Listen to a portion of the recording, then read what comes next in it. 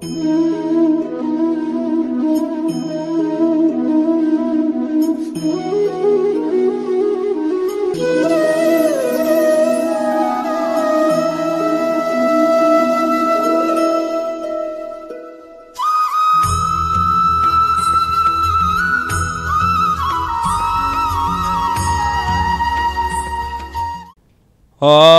గణానాం త్వా గణపతిగం వవామహే కవిం కవీనాం ఉపవస్రవస్తమం జ్యేష్ఠరాజం బ్రహ్మణస్పదాన శృణ్వన్నోదిభిస్సేదసాధనం ప్రణో దేవీ సరస్వతీ వాజేభిర్వాజనేపతి ధీనామమిత్రియవతో గురుర్బ్రహ్మ గురుర్విష్ణుః గురుర్దేవో మహేశ్వరः గురుర్సాక్షాత్ పరర్బ్రహ్మ తస్మై శ్రీ గురవే నమః. సదాశివసమారంభం వ్యాసశంకరమధ్యమాం అస్మదాచార్యపర్యంతం వందే గురుపరంపరాం. నమస్తే అస్తు భగవన్ విశ్వేశ్వరాయ మహాదేవాయ త్రయంబకాయ త్రిపురాంతకాయ త్రికాగ్నికాలాయ కాలాగ్నిరుద్రాయ నీలకంఠాయ మృత్యుంజయాయ సర్వేశ్వరాయ సదాశివాయ శ్రీమన్మహాదేవాయ నమో నమః. విద్యాక్షమాలాశుకపాలముద్రాం రాజత్కరం కుందశమానకాంతిం ముక్తాఫలాలంకృతశోభితాంగిం బాలాం స్మరే వాంగ్మయ సిద్ధిహేతోః. బ్రహ్మవాక్కు కార్యక్రమానికి స్వాగతం, సుస్వాగతం.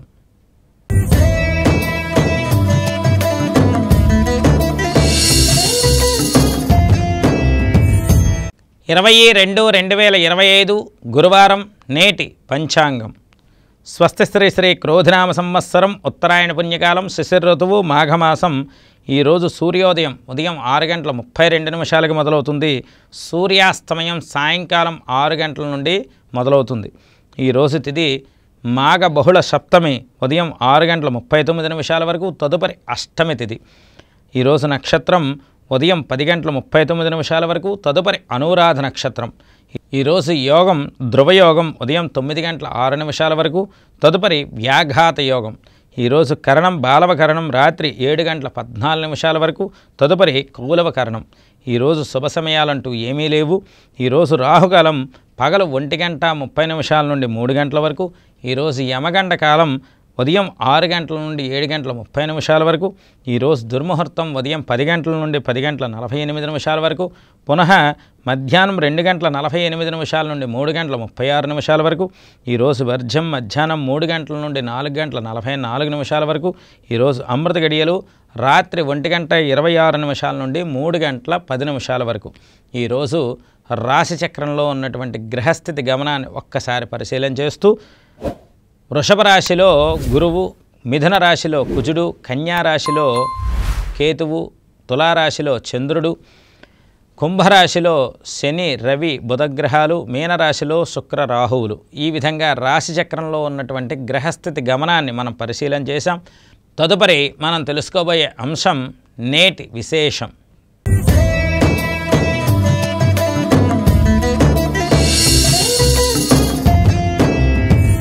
మనకి అంధకారంలో ఉన్నప్పుడు మనల్ని దారి చూపెట్టి ఆ మంచి మార్గదర్శకత్వంలో వెలుగులోకి తీసుకువెళ్ళే వ్యక్తి ఎవరయ్యా అంటే ఆ యొక్క గురువు.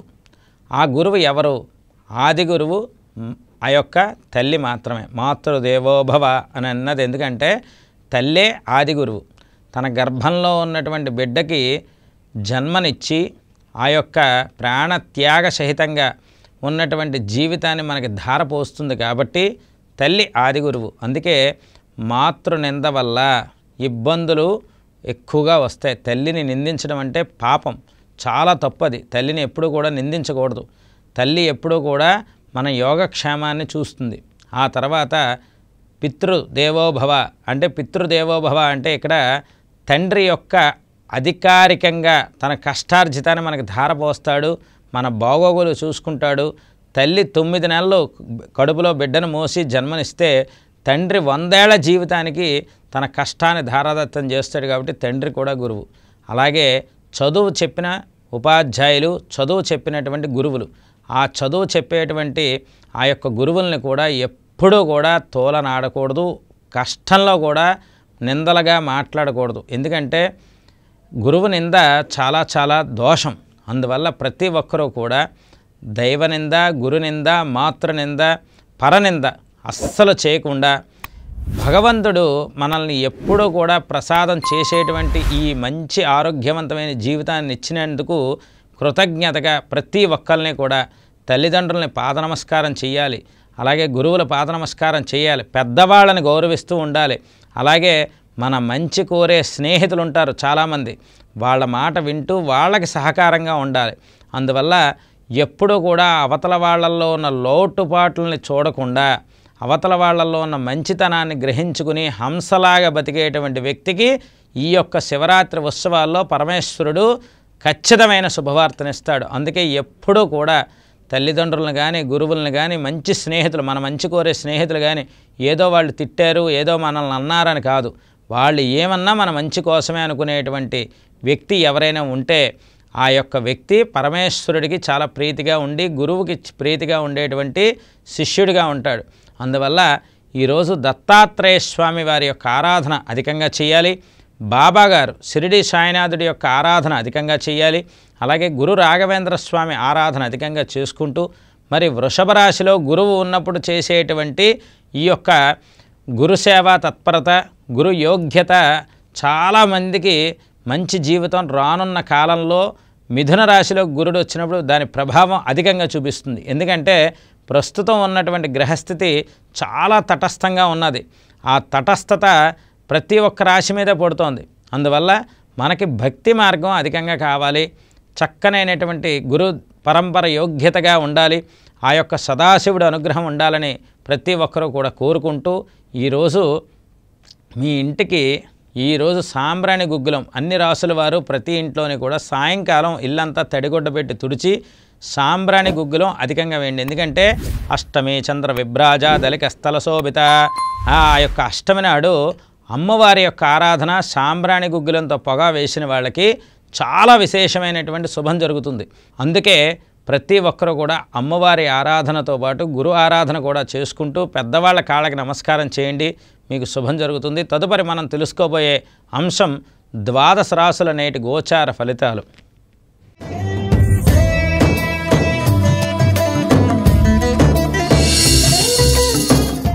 ముందుగా మేషరాశి.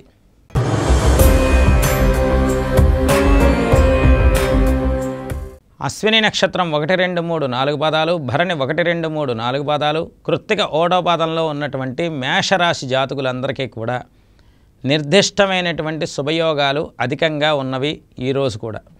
కాకపోతే ఇక్కడ మేషరాశి వారికి ఆలోచన సరళి కొద్దిగా మార్పు వచ్చి ఇప్పటిదాకా పడినటువంటి కష్టాలు ఎవరి వల్ల పడ్డాము వారిని పక్కన పెట్టి ఇక నుండి కొత్త జీవితం, నా కొత్త జీవితంలో కష్టాలు పెట్టేవారిని మనల్ని ఇబ్బంది పెట్టేవారిని దూరంగా ఉంచి మనల్ని గౌరవించే వాళ్ళని మనం పక్కన ఉంచుకోవాలనేటువంటి కొత్త ఆలోచన ఈ మేషరాశి వారికి రావడం ఇది బృహత్ పరిణామం. బృహత్ పరిణామం అంటే అర్థం ఏంటంటే వీరు ఈ మేషరాశి వారి మనస్తత్వం ఎలా ఉంటుందయ్యా అంటే అందరినీ నమ్ముతారు, అందరూ నా వాళ్ళే అనుకుంటారు.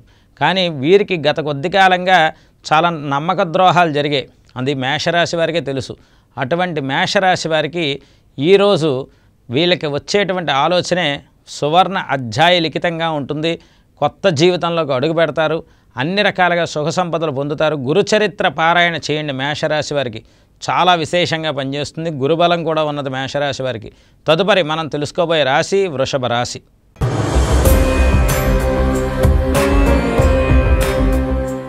కృత్తికా నక్షత్రం 2, 3, 4 పాదాలు, రోహిణి 1, 2, 3, 4 పాదాలు, మృగశిర 1, 2 పాదాల్లో పుట్టిన ఈ యొక్క వృషభ రాశి జాతకులందరికీ కూడా రాశి చక్రంలో ఉన్నటువంటి గురుడు, ఇక్కడ వృషభ రాశిలో ఉన్నటువంటి గురుడు కొన్ని వృషభ రాశి వారికి ఇబ్బంది కలిగించే అడ్డంకులు కూడా కలగజేస్తూ ఉంటారు. అందువల్ల శనగలు కేజీంపావు తీసుకోండి, ఒక పసుపు రంగు వస్త్రం తీసుకుని ఆ శనగల్ని కేజీంపావు శనగల్ని ఆ పసుపు రంగు వస్త్రాన్ని ఒక బాబాగారి గుళ్ళో ఉన్నటువంటి గురువుగారికి కానీ లేకపోతే దత్తాత్రేయ స్వామి ఆలయంలో ఉన్న గురువుగారికి కానీ అక్కడ బ్రాహ్మణ పండితుడికి చక్కగా ఈ శనగల్ని దక్షిణతో సహా మీరు స్వయం పాకం కూడా పెట్టచ్చు, చక్కగా దానం ఇవ్వండి. గురుబలం పెరుగుతుంది. గురుబలం ఎప్పుడైతే పెరిగిందో వృషభ రాశి వారు అనుకున్న పనులన్నీ దిగ్విజయంగా పూర్తవుతుంది. మీ అదృష్టం ఇక్కడ కుజుడు ద్వాదశాధిపతి ద్వితీయం వరకే వక్రించి వచ్చాడు, ఇంకొంచెం ఆ యొక్క వక్రగతి ఎక్కువగా ఉంటే మీ వృషభ రాశి వారికి కుజుడి యొక్క దోషం కూడా ఎక్కువగా ఉండేది. కాబట్టి కుజుడి యొక్క అనుగ్రహం కూడా ఉన్నది కావున ఈ యొక్క కుజుడి యొక్క తీవ్రత తగ్గుముఖం పట్టాలంటే, అంటే మీకు కోపం ఆవేశం ఎక్కువగా వచ్చేస్తూ ఉంటే అప్పుడప్పుడు అవన్నీ తగ్గుముఖం పట్టాలంటే గురువు యొక్క అనుగ్రహం ఉండాలి. గురువు యొక్క అనుగ్రహం ఉందనుకోండి, కుజుడి యొక్క అనుగ్రహం వెంటనే లభిస్తుంది. అందువల్ల వృషభ రాశి వారు భగవంతుడి యొక్క ఆరాధన, గురు ఆరాధన చేసుకుంటూ ఈ యొక్క విధానాన్ని పాటించండి, మీకు శుభం జరుగుతుంది. తదుపరి మనం తెలుసుకోబోయే రాశి మిథున రాశి.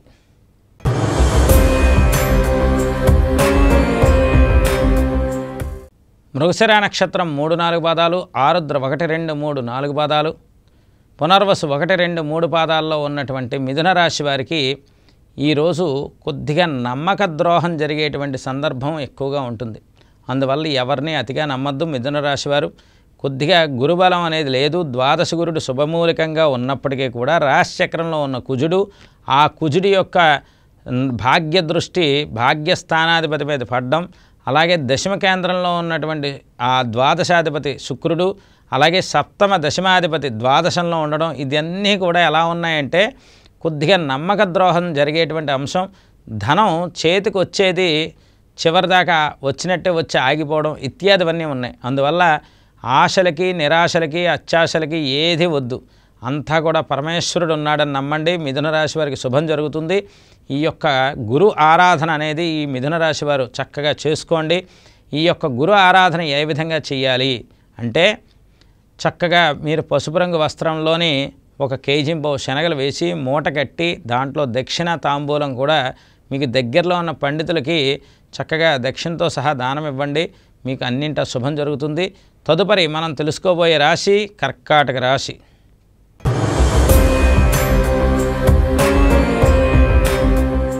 పునర్వసు నక్షత్రం 4వ పాదం, పుష్యమి 1, 2, 3, 4 పాదాలు, ఆశ్లేష 1, 2, 3, 4 పాదాల్లో పుట్టినటువంటి కర్కాటక రాశి జాతకులకి ద్వాదశ స్థానంలో ఉన్న కుజుడు చాలా తీవ్రమైనటువంటి ఇబ్బంది కలిగించే సందర్భం ఈరోజు వస్తుంది.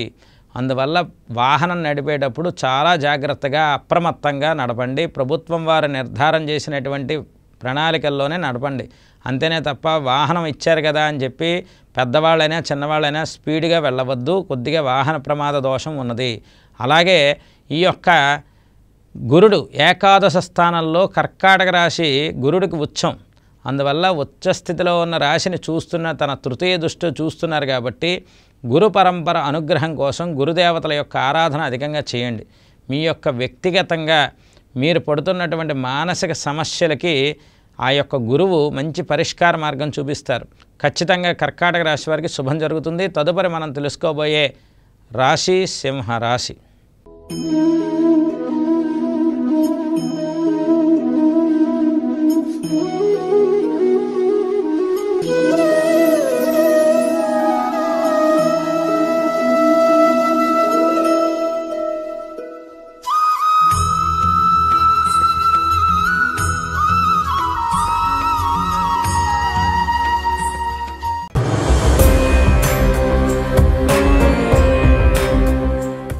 మఖా నక్షత్రం 1, 2, 3, 4 పాదాలు, పుబ్బ 1, 2, 3, 4 పాదాలు, ఉత్తర 1వ పాదంలో ఉన్నటువంటి సింహరాశి వారికి దశమ కేంద్ర గురుడు శుభవార్తనిస్తాడు ఈరోజు. అసలు అష్టమి శుభ సమయాలు లేని రోజుని సింహరాశి వారికి ఒక శుభవార్త వచ్చింది అంటే చాలా అద్భుతమైనటువంటి విషయం కదా. అందువల్ల ఈ యొక్క విశేషమైనటువంటి శుభవార్తలు వచ్చేటువంటి శుభకాలం ఈరోజు సింహరాశి వారికి ఉన్నది. మరి నిన్న ఆ యొక్క సింహరాశి వారికి పరీక్షాకాలం ఉంది, జనఘోషం ఉందని చెప్పినటువంటి ఈ గ్రహస్థితే ఈరోజు శుభవార్తనిస్తోందని చెప్తోంది. అంటే గ్రహం కదులుతున్నప్పుడు మార్పులు వస్తూ ఉంటాయి. మార్పులు వచ్చినప్పుడు దానికి తదనుగుణంగా మనం దాని పరివర్తనం అన్నీ కూడా చెప్పుకుంటూ ఉండాలి. అందువల్ల ఈ యొక్క సింహరాశి వారు ఈరోజు గురుస్తోత్ర పారాయణ, గురుచరిత్ర పారాయణ చేసుకుని శనగల్ని కనుక 1 కేజీ శనగలను బ్రాహ్మణ పండితుడికి దక్షిణతో సహా దానం ఇవ్వడం వల్ల లక్ష్మీ కటాక్షం అధికంగా వర్ధిల్లుతుంది. తదుపరి మనం తెలుసుకోబోయే రాశి కన్యా రాశి.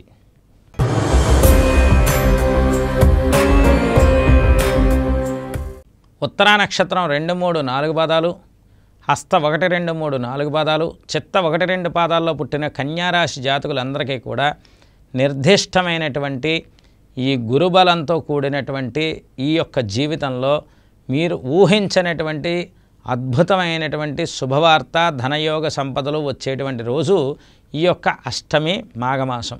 అందువల్ల మాఘ బహుళ అష్టమి మిమ్మల్ని అన్ని రకాలుగా స్థిర జీవితంలో నిలబెడుతోంది. అన్నిటికీ సిద్ధంగా ఉండండి. చంద్రబలం ఉన్నది. ఖచ్చితంగా ఈ యొక్క కన్యారాశి వారు శుభవార్త పరంపరతో దూసుకుపోతారు ఈరోజు. అందువల్ల మీరు చేయవలసింది గురుదేవతల ఆలయానికి వెళ్ళి చక్కగా బ్రాహ్మణ పండితులకి దక్షిణతో సహా దానం ఇవ్వడం వల్ల, అన్ని రకాల స్వయంపాక దక్షిణలు ఇవ్వడం వల్ల, బ్రాహ్మణ పండితుల ఆశీర్వచనం తీసుకోవడం వల్ల మీ మనస్సుకి ఉన్నటువంటి ప్రతి సమస్య తీరి మనస్సు ఆనందంగా ఉంటుంది. తదుపరి మనం తెలుసుకోబోయే రాశి తులారాశి.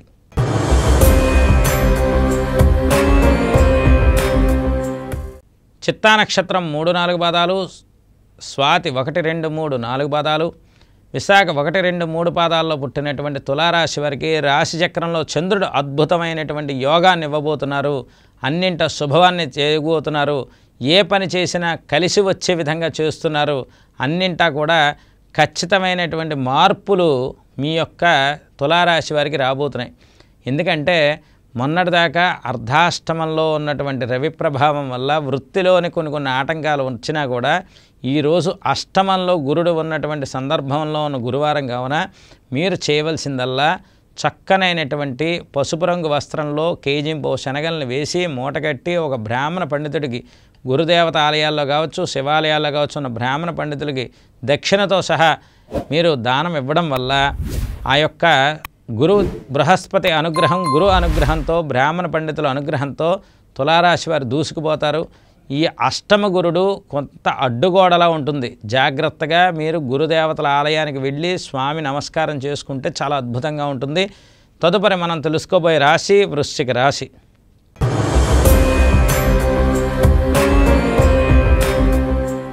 విశాఖ నక్షత్రం 4వ పాదం, అనురాధ 1-2-3-4 పాదాలు, జ్యేష్ఠ 1-2-3-4 పాదాల్లో పుట్టిన వృశ్చిక రాశి జాతకులందరికీ కూడా మాట పట్టింపులు అధికంగా ఉండి మీరు ఏదైతే అనవసరంగా మీరు మాట్లాడకూడదు అనుకుంటారో అదే అధికంగా నోట్లోంచి తొందరపడి రావడం వల్ల మిమ్మల్ని అపార్థం చేసుకునేటువంటి పరిస్థితులు వృశ్చిక రాశి వారికి ఎక్కువగా ఉన్నాయి. ముఖ్యంగా జీవిత భాగస్వామి తప్ప మిగిలినటువంటి బంధువర్గం అంతా మిమ్మల్ని అపార్థం చేసుకోవడం, జీవిత భాగస్వామి మిమ్మల్ని పూర్తిగా అర్థం చేసుకోవడం వల్ల నిజంగా పరమేశ్వరుడికి ఆ యొక్క జీవిత భాగస్వామి మీద ఉన్నటువంటి ఆ నమ్మక విధానం, ఎందుకంటే అన్యోన్య దాంపత్యానికి సప్తమస్థాన గురుడు అనుగ్రహం ఉంటుంది. అందువల్ల ఈ యొక్క సప్తమస్థాన గురుడు యొక్క బలం, గురుదృష్టి ఉండడం వల్ల జీవిత భాగస్వామితో కాకుండా మిగిలిన బంధువర్గంతో ఒక విషయంలో మాట పట్టింపులు అధికంగా వచ్చి మీ కళ్ళు చమాయించుకునేటువంటి సందర్భం కూడా ఈరోజు ఏర్పడుతుంది. అందువల్ల ప్రతి ఒక్క వృశ్చిక రాశి వారు కూడా గురుస్తోత్ర పారాయణ అధికంగా చేయండి. ద్వాదశ చంద్రుడు మంచివాడు కాదు. అందువల్ల ద్వాదశ చంద్రుడి వల్ల విపరీతమైనటువంటి మానసిక ఆందోళనగా ఉంటుంది. ప్రతి ఒక్క వృశ్చిక రాశి వారు కూడా గురుస్తోత్ర పారాయణ చేయండి. ప్రశాంతమైన జీవితాన్ని అనుభవిస్తారు. తదుపరి మనం తెలుసుకోబోయే రాశి ధనుస్సు రాశి.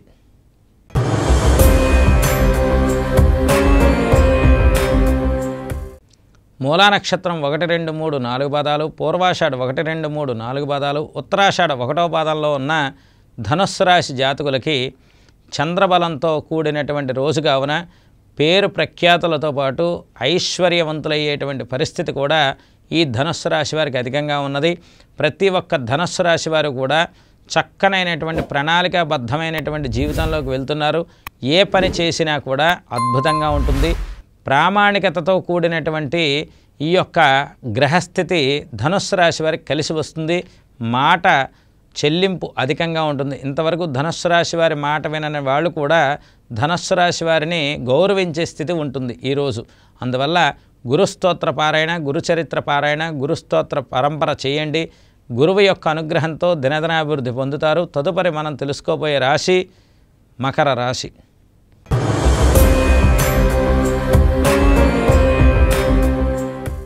ఉత్తరాషాఢ నక్షత్రం 2-3-4 పాదాలు, శ్రవణం 1-2-3-4 పాదాలు, ధనిష్ట 1-2 పాదాల్లో పుట్టిన ఈ యొక్క మకర రాశి జాతకులందరికీ కూడా నిర్దిష్టమైనటువంటి శుభయోగ పరంపర గురుగ్రహ అనుగ్రహంతో దూసుకుపోతారనడంలో ఎటువంటి సందేహం లేదు.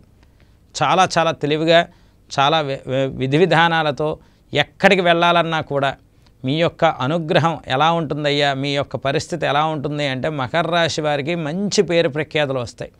అందువల్ల గురుస్తోత్ర పారాయణ చేస్తూ ఇదివరకు మకర రాశి వారిని చూసి ఛేదరించుకునే వాళ్ళు కూడా ఇప్పుడు మకర రాశి వారిని చూసి చక్కగా దండం పెట్టి ఆ యొక్క జై జయ ధ్వానాలు చేస్తుండడం మకర రాశి వారికి ఆశ్చర్యంగా ఉంటుంది. ఇదివరకు నన్ను చూస్తేనే చిరాకు పడే వ్యక్తి ఈరోజు అంత గౌరవిస్తున్నారు ఏంటని. ఇది కేవలం గ్రహస్థితే.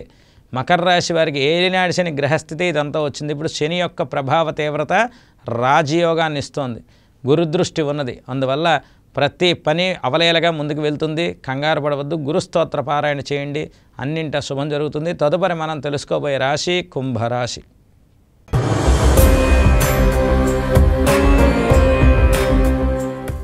ధనిష్ట నక్షత్రం 3-4 పాదాలు, శతభిషం 1, 2, 3, 4 పాదాలు, పూర్వభాద్ర 1, 2, 3 పాదాల్లో పుట్టినటువంటి ఈ యొక్క కుంభరాశి వారికి చంద్రబలం పెరుగుతోంది. చంద్రబలం పెరిగితే మీ యొక్క ఆలోచనలు స్థిరమైనటువంటి నిర్ణయాలతో, పగడ్బందీ అయినటువంటి విధి విధానాలతో ముందుకు వెళ్తాయి. అందువల్ల ఈ యొక్క విశేషమైనటువంటి ఈ యొక్క కుంభరాశి వారికి శుభయోగాలు, ముఖ్యంగా ఇంటర్వ్యూలకు వెళ్ళాలనుకునే కుంభరాశి వారికి విజయవంతమైన శుభవార్త వస్తుంది. అందువల్ల మీరు ఈరోజు చక్కనైనటువంటి గురు సాంప్రదాయ విధానంగా మీరు చేయవలసింది ఒక పసుపు రంగు వస్త్రంలో శనగల్ని దక్షిణతో సహా ఆ యొక్క శనగలు వేసి మూట కట్టి దక్షిణతో సహా మీరు ఒక బ్రాహ్మణ పండితుడికి గురుదక్షిణ భావంగా ఇచ్చి పాద నమస్కారం చేయండి. కుంభరాశి వారికి గురువు యొక్క అనుగ్రహంతో చాలా అద్భుతంగా ఉంటుంది. తదుపరి మనం తెలుసుకోబోయే రాశి మీనరాశి.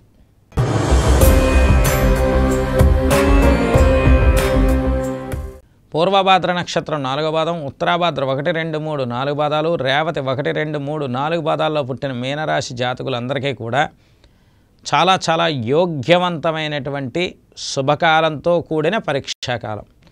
ఎందుకండి ఎందుకంటే అష్టమ చంద్రదోషం, చతుర్థంలో ఉన్నటువంటి కుజుడు, అలాగే ద్వాదశంలో ఉన్న 3 గ్రహాలు ఇవన్నీ పరీక్షలు అవుతుంటే రాశ్యాధిపతి తృతీయ స్థానంలో ఉండి ఆ యొక్క గురువు యొక్క ఏకాదశ దృష్టి రాశిచక్రం మీద ఉండడం, రాశిచక్రంలో ఉన్నటువంటి శుక్రుడు ఉచ్చస్థితిలో ఉండడం, ఆ యొక్క శుక్రు గురులు మీనరాశి యొక్క పరివర్తన యోగంలో ఉండడం చాలా చాలా విశేషంగా ఉంటుంది.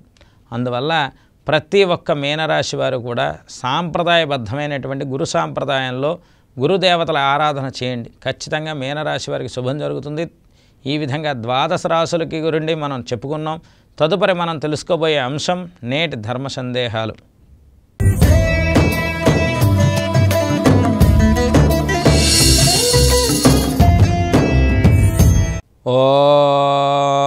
ఓంకారమంత్ర సంయుక్తం నిత్యం ధ్యాయంతి యోగినః కామదం మోక్షమం తస్మై ఓంకారాయ నమో నమః. ఓం నిధనపతయే నమః, నిధనపతాంకితాయ నమః, ఊర్ధ్వాయ నమః, ఊర్ధ్వలింగాయ నమః, హిరణ్యాయ నమః, హిరణ్యలింగాయ నమః, సువర్ణాయ నమః, సువర్ణలింగాయ నమః, దివ్యాయ నమః, దివ్యలింగాయ నమః, భవాయ నమః, భవలింగాయ నమః, శర్వాయ నమః, శర్వలింగాయ నమః, శివాయ నమః, శివలింగాయ నమః, జ్వలాయ నమః, జ్వలలింగాయ నమః, ఆత్మాయ నమః, ఆత్మలింగాయ నమః, పరమాయ నమః, పరమలింగాయ నమః. ఏతస్సోమస్సు సూర్యస్సు సర్వలింగస్థాపయత పాణిమంత్రం పవిత్రం. ఓం నమః శివాయ. శివరాత్రి ఉత్సవాల్లో భాగంగా మరి శివరాత్రికి చేరువుగా వచ్చేస్తున్నాం. చంద్రుడు తులారాశి నుండి వృశ్చిక రాశిలోకి అడుగెడుతున్నాడు. ఇక చాలా చాలా విశేషమైన కుంభ సంక్రమణలో మన మహాశివరాత్రి నాడు ప్రతి నిత్యము కూడా శివుడి యొక్క అష్టోత్తర శతనామావళి చదువుకోవాలి.